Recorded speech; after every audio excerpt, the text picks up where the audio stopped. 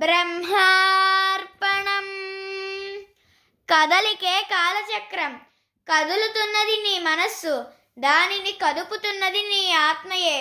నీ ఆత్మ చేత తిప్పబడుతున్న కాలచక్రం మనస్సు స్పందన ఆగినప్పుడు కాలచక్రంలో జీవునిగా తిరుగుట ఆగుతుంది.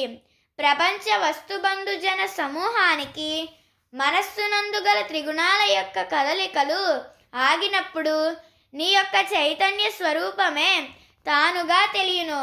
ఈ కాలచక్రం తిప్పడంలో ఎన్నో దేహాలు మారుతుంటాడు, కానీ అదే జీవుణ్ణి అదే చైతన్యం త్రిప్పుతూ ఉంటుంది. మనస్సు ఆగినప్పుడు త్రిప్పుట ఆగిపోతుంది.